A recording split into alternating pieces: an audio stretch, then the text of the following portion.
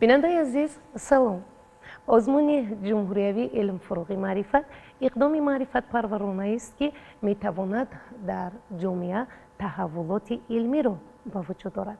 باید گفت که آزمون مذکور اهمیت بزرگی معنوی داشته، میل و رغبت جوانان و مهمتر از همه دقت آنها را به آموزش فنهای دقیق زیاد می‌گرداند.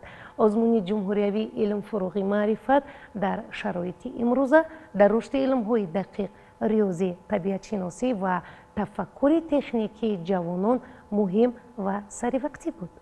آزمون مذکور از روی 7 نامیناسیون برگزار گردید با کشف چهره‌های نوی اختراعکار و نوآور در این سمت نتیجه‌های نظررس داد. این حال بیننده‌های عزیز صحبت داریم اطراف برگزاری و اهمیت این آزمون با کاتب علمی انستیتوت فیزیکایی تکنیکایی به نام سلطان عمر و اکادمیای ملی علم‌های تاجیکستان خیام رحمانوف. خوش آمدید. تشکر. در مورد اهمیت این آزمون چند سخن میگفته؟ این یک اقدام است که از منبر بلندترین کشور محبوب ما صدا داد و یک بار عمومی شده همون توجه مردم ما را، چی مکتب بچگان باشند، چی دانشجویان باشند و چی نمایندگان قشرهای گوناگون جامعه ما به این آزمون با یک نظر خاصه، با یک شوق و رغبت خاصه تیاری دیده بودند. زیرا که ما شاهد این در 4 دوره آزمون گردید که هم شخصی متصدی از اکادمی ملی علم ها بودم در دایر گشتن این آزمون و در دور 4 همچون حکم از نامیناسیون فیزیکا اشتراک ورزیدم و انا همون تیاری که بهترین ها از منطقه ها آمده بودند یک امید ما را برای آینده علم ملت وطن بسیار روشن کرد و ما جوانان که حالا قدم های نخستین خود را به جاده علم میگذاریم، چونین اشتراکچیانی که برآمد کرده از سطح دانش و ملکه خود مثلا ما آگاه گشتیم، ما را دوباره دلگرم میسازد برای آینده علم کشور. با آزمون مذکور برای دریافت استعدادهای نو خوانندگان مؤسسه‌های تحصیلات میانه عمومی و عالی کسبی، بکالور و ماجستران، خادمان علمی و دیگر نمایندگان کسب و کار گوناگون جلب گردیدند از روی 7 نامیناسیون. به نظر شما همچون متصدی همین آزمون داوطلبان بیشتر در کدام نامیناسیون فعالتر بودند؟ وقتی که ما اطراف برگزاری آزمون صحبت ها میرانیم، آن نتیجه که ما انتظار بودیم یک چند مراتب زیادتر خود را صاف کرد. انتظار بودیم که آنها سست‌تر جواب میدهند و هنگامی که ما مثلا خصوصا در نامیناسیون فیزیکا مسئله ها رو درجه مثلا المپیادهای بین المللی هم یک چند تا داده بودیم و مثلا باز درجه سست‌تر هم بود که زیرا که همون اگر ما دشوار مسئله ها رو انتخاب میکردیم، شاید که همون اگر یگان کس نتواند یک باره از مثلا خصوصا فیزیکا و استرونومیا دلخنک میشوند، یعنی دل شکسته. یعنی یکی از هدفهای این آزمون دلگرم ساختن، جلب ساختن، پیدا کردن استعدادها از روی این یا آن رویه علم‌های دقیق می باشد. خوشبختانه پیدا شدن نفرانی که همه این مسئله ها را بسیار به درجه بلند حل کرده، هنگامی سوال و جواب شفاهی هم دانش‌های علمی خود را خوب مهنداد کرده توانستند. یعنی این با ما برای مثلا کار و فعالیت خود را دوام دادن یک الهام نو می‌بخشد. باید چیزی دیگر را قید نماییم که اکنون آزمون که دایر گشت، ما این را حس کردیم که این آزمون یک واسطه شد برای مثلا مؤسسه های علمی کشور که ما استعدادها را دریافت کرده از خردسالی الکی ترغیب و تشویق را با آنها کاربری کرده، آنها را جلب سازیم برای علم های دقیق. ببینید که خودی همین سال در دوره جمهوریوی تقریبا 400 نفر از نامیناسیون مختلف اشتراک ورزیدند و اینها بهترین های از هر یک منطقه بودند و خیلی باشد که از همون 400 نفر ما یک قسم آن رو اگر ترغیب کرده به جاده علم روانه سازیم، الکی ببینید که هر سال اگر یک 10-15% 20% آن رو به جانب علم روانه سازیم، قریب 100 عالم جوان یا محقق جوان، مهندسان جوان رو دریافت کرده برای پیشرفت علمی کشور محبوبمون روانه سازیم. هنگام تیاری بینی با این آزمون اگر آنها مثلا سزاوار جایهای مثلا نمایان نباشند هم در رفت تیاری بینی تفکر تکنیکی آنها رشد می‌یابد. زیرا که ببینید هنگامی که ما تفکر تکنیکی مردم خود را باز هم رشد می‌دهیم، فکر می‌کنم که این زمینه می‌گردد برای رسیدن به هدف چهارم استراتژی کشور که این صنعت فنی است. و حالا که ما کشور جوان هستیم، یعنی همگی 30 سال داریم، به این نگاه نکرده الکی از جانب حکومت کشور نظر خاصه برای رشد علم‌های دقیق داده شده ایستاده است.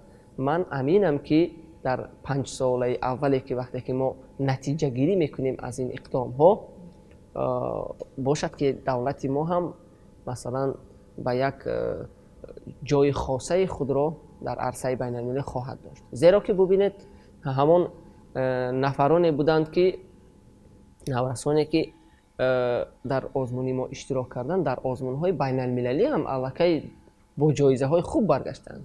خصوصا مثلا در نامیناسیون فیزیک و استرونومی یک نفر بودند که از المپیاد بین المللی فرگانی که در جمهوری همسایه ما ازبکستان برگزار گشت، در آن جای اگر خطا نکنم زیاده از 25 دولت دنیا شرکت می‌ورزیدند که نصیب طلبگان تاجیکستان یک مدال طلا و یک مدال برنجی گشتند که این هم یک معرفی کشوری ما، یکی از نتیجه های اولین 20 ساله رشد علم های طبیعت شناسی دقیق و ریاضی می باشد.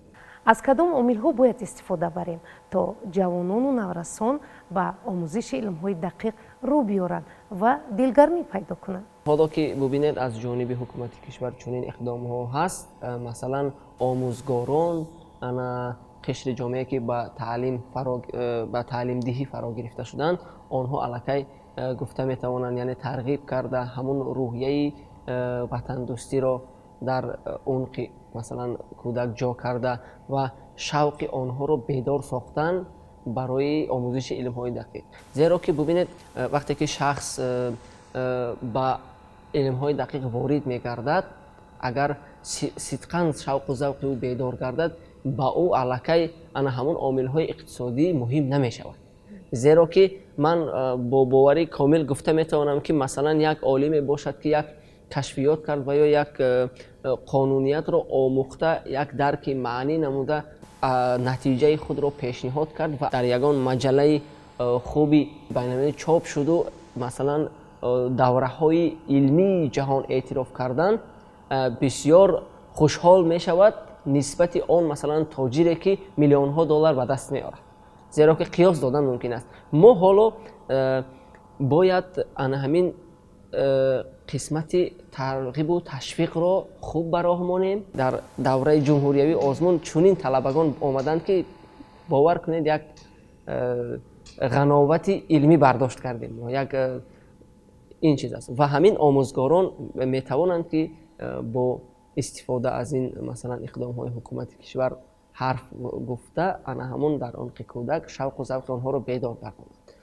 و گفته می توانیم که نه هم از آن اشتراکچیانی که مثلا به جاده های علم های دقیق روانه می گردند، ولی اگر 1% خوردی آنها هم ترغیب شده به این جاده راه سپار گردند، رو به رشد کردن و به یک دولت صنعتی بدل گشتن. یکی از حلقه های نسبتا سست انفراستراکچورهای علم های طبیعت شناسی و علم دقیق طبع و نشر اثرهای علمی بود.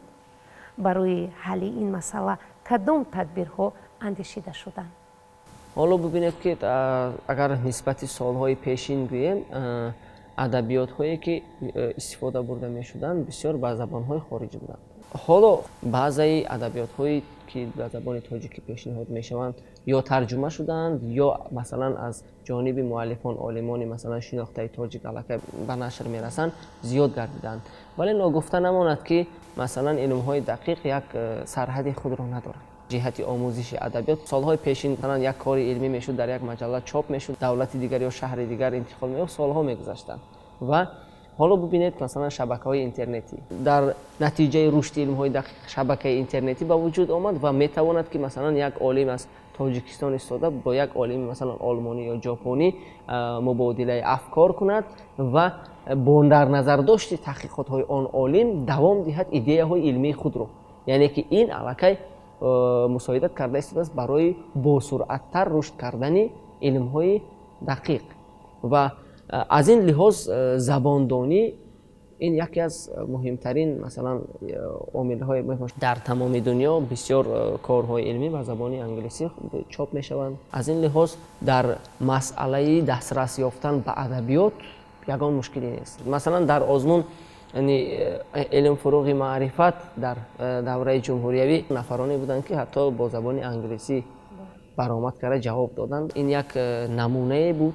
Масалан духтаре ки буд на танҳо физикаро хуб медонад ва хоҳиш кард ки мумкин аст ки бо забони англисӣ ҷавоб гӯяд. Мо гуфтем гарчанде забони озмун забони модари мо ҳаст, вале барои масалан анамун дилмонда накардан, дилшикаста накардани ҳамон иштирокчӣ мо гуфтем метавонед масалан ба забони инглисӣ ҷавоб диҳед. Албатта бисёр маҷаллаҳои адабиётҳоро мо бо забони англисӣ дастрас мекунем. Имрӯз масъалаи дастрасӣ ба адабиёт ҳам вуҷуд надорад. ҳоло бубинед ки шабакаи интернетӣ дар тамоми минтақаҳои масалан кишвари маҳбуби мо дастрасдеҳ ҳаст. Дастрас карда метавонанд дарсҳои видеоӣ масалан муаллимони пуртаҷриба чи аз Русия бошад, чи аз ҷопон бошад, чи аз масалан олмон бошанд, онҳоро тамошо кунанд ба ин ё он забон. Яъне ки ин ҳам метавонад як барои осонтар ёд гирифтан ва шавқу рағбати худро бедор кардан ва то назди муаллими худ омада суолу ҷавоб кардан аз он ҷо ҳам бардошт кунад. Зеро ки ҳоло имконият васеъ шудааст ва ҳар яке мо имкон дорем ки агар шавқу завқ дошта бошем илм омӯзем. Ва қарзи аввалин дараҷаи омӯзгорони мо ин аст ки пеш аз ёд додани илмҳои дақиқ анамон бедор сохтани ҳуввияти миллӣ, худшиносӣ, ватандӯстӣ ва бедор сохтани муҳаббат ба илмҳои дақиқ дар унқи ана ҳамон мактабача. тайёр кардани мутахассисон доир ба технологияи навтарин, муҳандисон, конструкторон, барномасозон чӣ тавр роҳандозӣ мегардад? Дар институти мо ҳам аз рӯи риштаи магистратура ва PhD докторантура ба таълим фаро гирифта шудаанд. Ана боз ба ғайр аз ин бо донишгоҳҳои мухталифи кишвар мо шартномаҳо дорем ки онҳо кори илми таҳқиқотии худро масалан ё таҷрибаомӯзии худро дар лабораторияи мухталифи институти мо мегузаронанд. Ва мо дар ҳамон замина аллакай ҳамон донишҷӯёни фаъолро тарғиб мекунем ки то пас аз хатми бакалавр ба институти мо ба магистратура дохил шаванд ва пас аз магистратура агар магистрантони дигар донишгоҳ бошад мо тарғиб мекунем ба PhD докторантура фаро гирифта шаванд ва беҳтаринҳоро тибқи ана ҳамин имтиёзҳое ки аз ҷониби ҳукумати кишвар дода мешавад ва ё имтиёзҳое ки аз ҷониби ҳамкорони хориҷии мо ки бо мо равобити хуб доранд аз он ҷойҳо ҳам гоҳе мешавад ки масалан ягон квота ё тибқи шартномаи мо ҷойҳои холӣ барои таҳсил ба магистрат чи ба магистратура бошад, чи ба PhD докторантура бошад ва ё таҷрибаомӯзиҳои кӯтоҳмуддат бошад, бачаҳоро раҳсипор мекунем ки рафта масалан хонда як таҷриба омӯхта боз омада хидмат кунанд. Бидуни масалан ин яке аз имтиёзҳо ин озмун ҳам бошад ба аз ҷониби пешвои муаззами миллат дар моҳи сентябр фармоне ба имзо расид ки хусусан барои ҳамон олимони ҷавон музди меҳнат як баробар зиёд гардонда шуд. Ва имрӯз ин иқдому ин назари ҳукумати кишвар ба мо боз имконият медиҳад ки бисёртар ҷавононро ҷалб карда тавониста бошем. Барои барпо кардани шаклҳои нави робитаи илму истеҳсолот чӣ корҳо ба сомон мерасанд. дар мо дар институтҳо аллакай шуъбаҳои пайвасти илм ва истеҳсолот ба кор шурӯъ карданд ва дар раёсати Академияи Миллии Илмҳо ин шуъба вуҷуд дорад ки масалан онҳо ана ҳамун алоқаи истеҳсолот, яъне ки дар заводу фабрикаҳо чӣ масалан ҳисобу китоби илмӣ ва ё чӣ тавсияҳои илмӣ лозим ҳаст гирифта, яъне ҳамоҳанг месозанд олимонро бо он шахсоне ки ба истеҳсолот сару кор доранд. Ва ин шуъбаҳо аллакай фаъолияти худро оғоз кардааст, масалан намояндаҳои худро дорад ки ҳамоҳанг месозанд ин ду ҷабҳаро. Вале бо масалан зиёд шудани ана ҳамун кадрҳое ки бо зиёд шудани корхонаҳои саноатӣ ва мушкилот вобаста ба мушкилоте ки илмие ки барои ин корхонаҳои саноатӣ пеш меояд, ана ҳамин шуъбаҳо метавонанд тавсияи олимону ё ин ки олиме ки ба ҳамун соҳа рабт дораду масалан корҳои илмӣ дорад пайваст кунанд ва суръати ана ҳамун саноатикунонии кишвар расидан ба ҳадафи чорумии стратегиро боз ҳам тезонанд. бояд гуфт ки самараноки таҳқиқоти илмӣ ба асбобу таҷҳизотҳои навтарин, асбобҳои зарурии илмӣ, таъмини реактивҳо вобаста аст. Дар лабораторияҳои илмию омӯзишгоҳҳо асбобу реактивҳо, таҷҳизотҳои навтарини илмӣ ва дигар маводи зарурӣ мерасад. аз ҷониби олимоне ки дар институти мо мухталифи мо фаъолият мекунанд, як қатор корҳое шуда мекунанд аз ҳамон асбобҳои кӯҳнаро модернизатсия, яъне мукаммалтар гардонида бо масалан технологияи компютери пайваст намуда дар раванди анамун омӯзиши магистрантони мо ва ё PhD докторантони мо аллакай дода ҳам истодаанд. Яке аз онҳо масалан буд ки омӯзиши Нурҳои Кайҳонӣ дар баландкӯҳҳои Помир, масалан аз ҷониби институт якчанд маротиба экспедитсияҳо буд. Масалан мо дар баландкӯҳҳои Помир сафарҳо карда дар анамон стансияҳо корҳои лозимиро гузаронида будем ва аллакай корҳоам рафта истодааст. Ва ҷиҳати дигаре ки ҷабҳаи дигаре ки ман рӯи кор гирифтаам, ин моделсозии компютерӣ мебошад. Зеро бубинед ки тариқи моделсозии компютерӣ мо метавонем даст ёбем ба ана ҳамун мавзӯъҳои мубраме ки дар ҷаҳони имрӯзаи илм ва техника вуҷуд дорад.